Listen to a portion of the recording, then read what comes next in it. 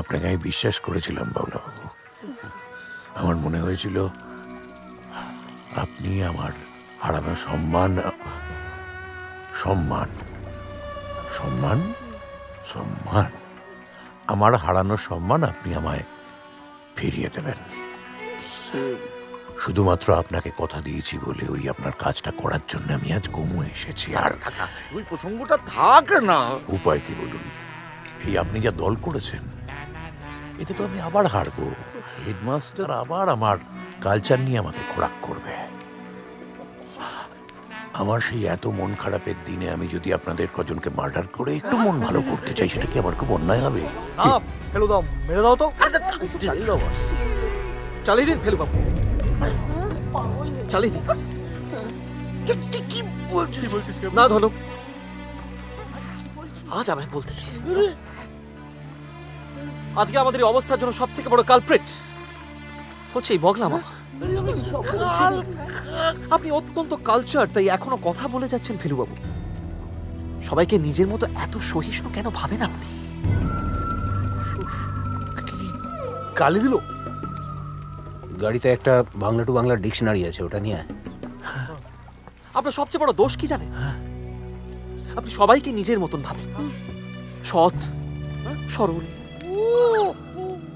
সংস্কৃতিবান। আপনাদের মতো মানুষ এই পৃথিবীতে ঠকার জন্যই জন্মায় ফেলুবাবু। আমার মা, ও মা গো,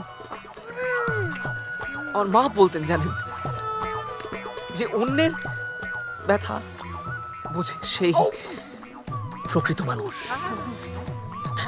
মানুষ এই ঠিক আপনার মতো। আমাদের একটা শেষ চান্স দেবেন স্যার? এই দল নিয়েই যদি আপনার সম্মান রক্ষা করতে পারি, যে তার একটা শেষ চেষ্টা। ছেলেটাকে চান্স দাও বস, ও পারবে। এই দেখো, সহিষ্ণু কথাটার অর্থ হচ্ছে যে খুব কষ্ট সহ্য করতে পারে। এরপর আপনি যেটাই ভালো বুঝবেন।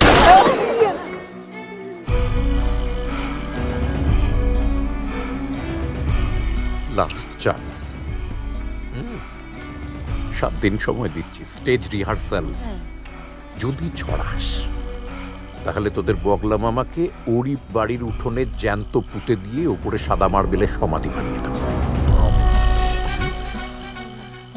ফুটে যা।